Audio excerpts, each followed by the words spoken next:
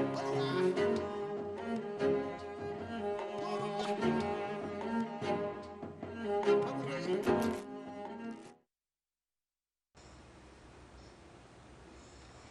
very good afternoon, good morning, and good evening. This is quite a special show. It is special because I have somebody who's flown in all the way from Africa. She's the powerful lady. She's the Iron Lady, the one that we look up to. Her Excellency, the former President of Malawi, Dr. Joyce Banda. Welcome to the show. Thank you. It's good to have you in England. Okay, thank you. And as we say, it's a good time. And good weather. Good weather. Good weather. You look absolutely beautiful. I'm African. You're African? Yes, No, a very proud African woman. actually, before we get serious into deep issues, I want to ask you, why do you always wear your African outfit? Well, I made up my mind when I was 30 years old. About, 30? Yeah, about what I wanted to be my trademark. And since that time, I started just moving away from Western clothes. Now I can't wear them. I try, but I find that if I go to a wedding wearing Western clothes, I will leave halfway, rush home, get into my African attire and go back. Is it because of what somebody told you, or you just decided that that's it, you've had enough? No, but I just felt that I wanted to carry the image of an African woman for the rest of my life. And I wasn't even in leadership then. Yes. And I remember that friends told me that nobody will ever take you seriously if you go about in those states, in those kangas.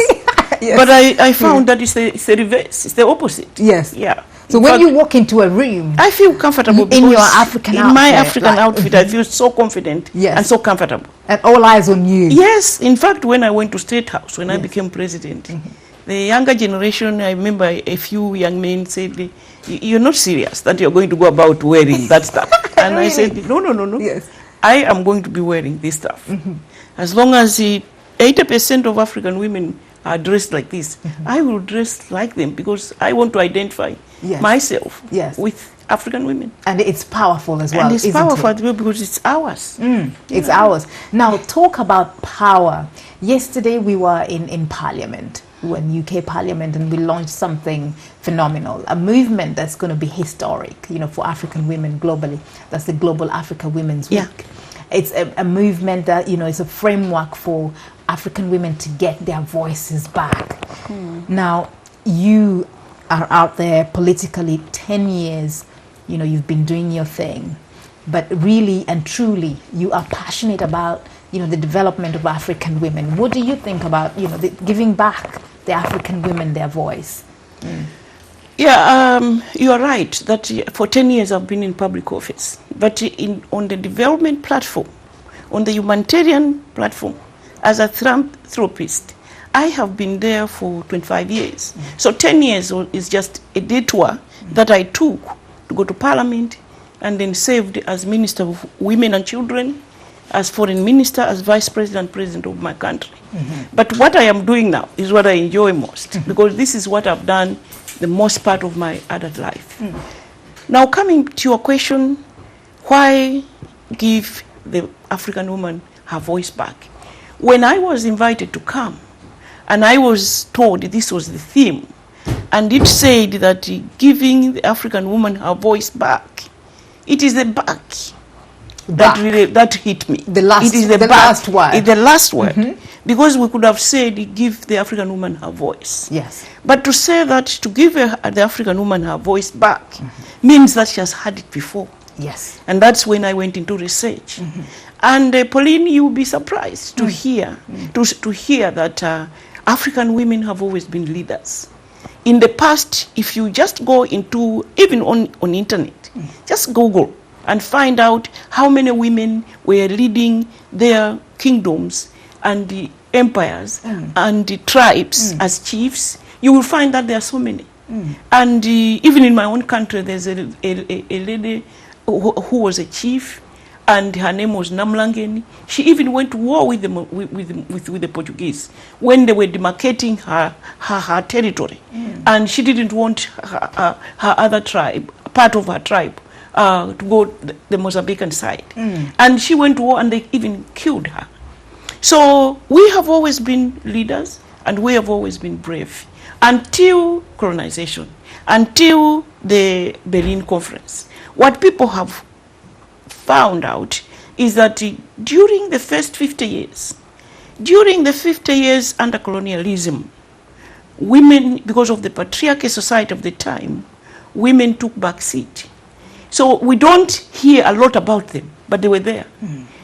They featured strongly again when our brothers on the continent started to agitate for change, to fight for freedom, to get their freedom back, to rule themselves. The women again rose to the occasion. And we have also got a lot of women examples on the continent. The Winnie Mandelas, Bettina Sisulu, Graça Machel, Rose Chiwambo in Malawi, all those women who said, no, enough is enough. We are going to fight alongside our brothers to get our freedom back. Right. But somehow the African woman lost her voice. Somehow. Yeah. You know. I mean, right. How did we manage to lose it? We lost our voice.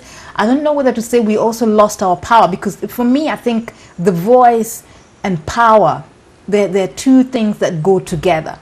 So we lost our voice. Yeah, but I think what we need to do, first we must know that when women get into leadership, we lost the voice, we lost the power because women were sidelined. But having tested power, having been leaders ourselves, we went back and became leaders again. And we must be proud as African women that we have overtaken countries like America. We've already had 2 presidents that are female on the continent. But that's the starting point now. For us to give the African woman her voice back is to ensure that as many women as possible get into leadership. Because I mean, when you say leadership, you mean leadership, politics? All, including grassroots, Yes. including becoming leaders in our communities. Because why? Because when women get into positions of leadership at any level, they focus more on issues that affect women and children. So therefore, we must target the girl child, but for the girl child to be uplifted and to prosper and to grow and to excel, she must have role models, and she must look up to other women that are going to pay attention. I say this because we will give our women her voice, our woman her voice back, if we push income into the household. And how do we do this? Is to empower, to support the woman to run her small business, to have income at household level, maybe target agribusiness. Because when there's income into the household, the girl child in that household is going to school. Absolutely. So for me, investing in education of the girl child is going to be key in giving the woman her voice back. Because as many women as possible that become educated, they will become leaders, they will get married, obviously their children will also go to school, they will eat better. So the life of the woman will totally improve. So having the woman gain her economic empowerment at household level also gives her a voice at household level. She gains respect at household level. When she begins to contribute to the income at household level, the girl child in that household will go to school. And if she goes to school, she will not get married early. So therefore, she will avoid early motherhood, which is what is killing our women when they give birth. So postponing her marriage from 15 to 19 to 20 years old, because she had to stay in school for 4 more years, is also not just about her future, but her life as well, her health as well. So women's health, fighting harmful traditions and culture is also another way that we are going to give the woman her voice back. And the participation of women in leadership. After all these are human rights. And Pauline, you know that we are in the majority. And we are in the majority. Yes, but if we are in the majority, we need to be given an opportunity. But there is, I think there is a problem. I don't know whether you see it. Do you think that we as women are scared of getting into politics? We African women, we do not want to go near politics. What is important for us to realize is that whether we like it or not, we must go to parliament. We must be sitting where the laws are made. We must influence the passing and the abolishing of harmful laws, and a passing of laws that positively impact on women and children. So we don't have a choice. But coming back to your question, women are shying away. from entering politics, because they look at those that are in politics and the way they are being treated, the scandalization, the abuse. To start with, it's difficult to get into parliament because you have to compete on equal ground, and usually women don't even have the money to compete. We have proof, because in Malawi, for the last 3 elections, the first 2 elections, we convinced the Norwegian government to give each woman money in order to campaign. And the figures went from 11 to 27 to 45. So we know that it's not only money. Money is not the only thing that helps a woman to win. But we know that we can help women get into parliament if they have resources. What we must fight is the abuse. I don't know if you have heard that meddling parliament. It's not all over. When you are campaigning, the name calling, the scandalization. The name calling of women is different from men. Yeah, it's different. Yeah, it's not fair. We're not on fair ground. In fact, now it is internationally recognized. And I'll give you 2 examples. Right now, Madeleine Albright, who is chair of NDI, National Democratic Institute, have just launched the Stop campaign during the CSW in New York to say enough is enough. Women globally are being abused. Just look at the campaign that's going on in the US. Look at how she's being treated and how the men are being treated. When men scream, it's okay. When they raise their voice, it's okay. But when Hillary raises her voice, she's shouting. So we are saying that. So NDI has launched the Stop campaign to fight the abuse against women in politics. All over the world. All over the world. But in Africa, it is the same.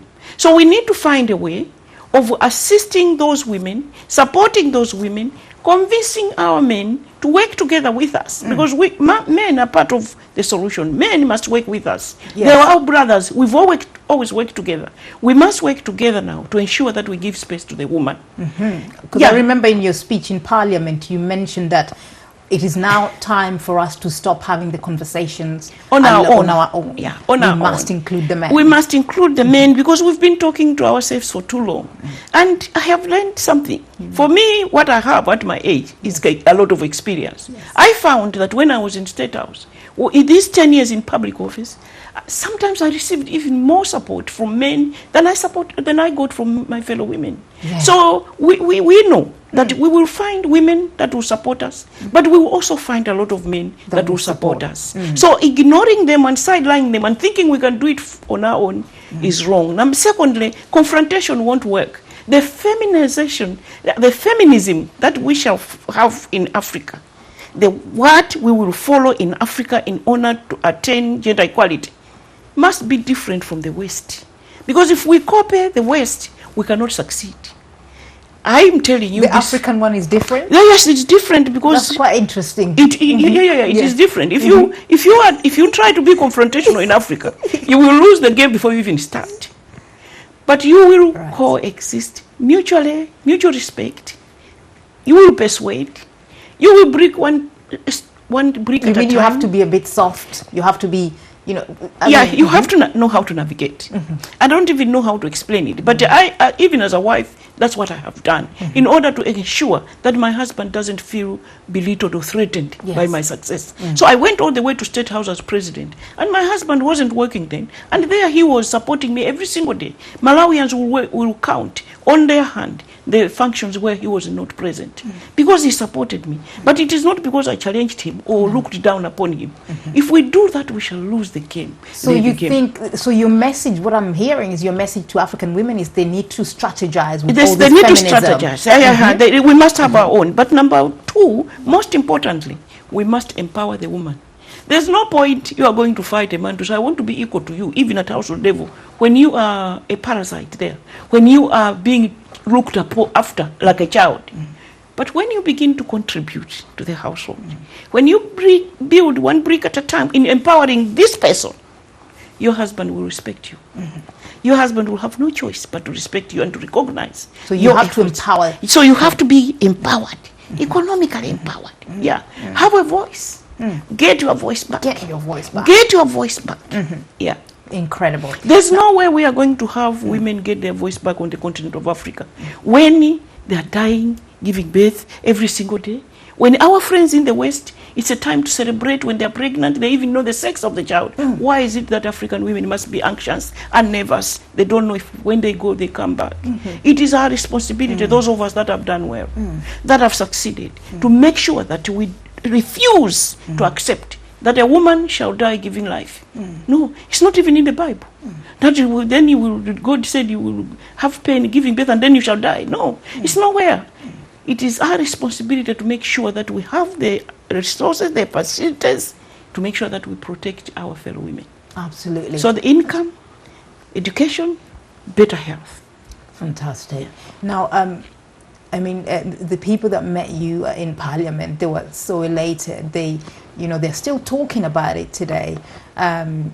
Some of the words that you mentioned just drove home. You explained things with so much, you know, commitment and love because of your experience being in power and being out of power. What do you want to be remembered as? Perhaps let me just, before I get to that, combine it with that question, is to say, what is it that we can do? What is it that the international community can do to give the African woman her voice back? Yes. Because I'm really, really grateful that you started this initiative, because this is the time. This is the time. For women to get, the international community must mobilize. Mobilize the resources and support developing countries, including Africa, to achieve the sustainable development goals. Because if you look at them from 1 all the way to 17, all of them will affect women somehow. Yes, so and especially African women. Especially African women. So to mobilize resources and help us. 2, the international community must help us. Must help fight corruption. Corruption is now global. Now with the Panama Files, we know that it has no limit.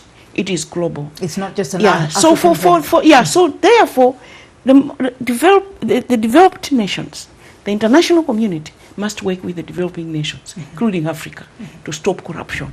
Because that's how we can now begin to reserve resources, keep resources to help us for the future, to help us to give the woman her voice back. Absolutely. African governments must have budgets that are gender sensitive. 2, African governments and leaders must appoint women to positions of decision or decision making. It's not even a favor. They are qualified. It's not a favor. When I became president, I appointed the first Chief Justice in Malawi, Solicitor General, 2 Deputy Governors of Reserve Bank, 8 District Commissioners, 100 appointments. And what I found is that they're capable. They were being appointed on merit. It's not even a favor. So we're asking African leaders appoint women to decision-making positions. But while the West is helping us to achieve sustainable development goals that will help give the woman her voice back, African leaders must also fight corruption. And let me say, I am proud as an African woman that there are now a crop of leaders on the continent that are saying no to corruption. Nigeria is one. Kenya is another. Tanzania is another. Senegal.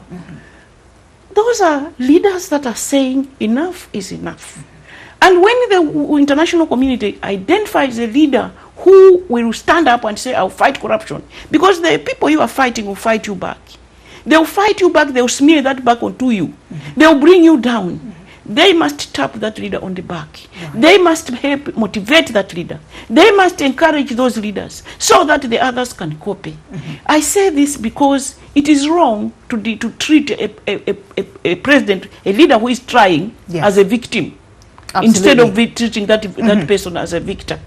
Secondly, I would like to ask that our leaders on the continent must hold hands and work together. The Western world, the international community, should not be the enabler of the corruption taking place in the third world. This I say because sometimes you get surprised when you hear the comments that are made in the West, and you wonder. Because what we know is that when they get our resources from the third world, our money, they buy the houses in the Western world. Yes. They open the bank's accounts in the West. They don't open them in Africa. No, they don't. No. How come? Because when I was leader, I tried to bring our money back that a former president had externalized. Up to now, that money has never gone back to Malawi. So what we are saying is that when African leaders that are trying demand the return of those resources, they must be returned, because we need them in Africa to buy drugs, to provide schools, to buy desks, to buy books, because the money is there. If only we can do this, hold hands, pull our resources together, the woman shall get her voice back. The woman shall get her voice back. The woman shall get her voice back. Incredible. In fact, now the question I asked you about how you want to, how be your remembered. legacy. Actually, I think you've kind of answered it. Yeah. Because you want to be remembered as that woman who fought for the women. Yeah. Simply I as that. have decided Yes. that I have been fortunate that all the things I've pushed in my life that I've fought for emerged from a personal experience. Gender-based violence, because I was in an abusive relationship for 10 years. The fight for education for the girl child, because a friend of mine, Chris, didn't go to school because the family couldn't raise $6. I went to school, and she's where I left her. Maternal health, because I almost died giving birth to my fourth-born child. Wow. For that reason, I decided that I was lucky that the things that I've pushed for are those that I experienced myself. Therefore, that is my legacy. My legacy is that I stood up and did my part. And I know there are a lot of Joyce Bandas on the continent. We just need to identify them. Wow. Incredible. Your Excellency, Dr. Joyce Banda. Thank you very much. Thank you. Thank you very much. I feel, whoa, the wisdom. Whoa, whoa. Thank you very much. I want to have you here again. Thank you. Only Thank when you. it's sunny, though. Thank you for having me. Shall we bring you in during winter then? No. Thank you. Thank you for much. having me. Thank you. God bless you. Well, I hope you enjoyed that. And until next time, keep it locked on Ben Television. Goodbye.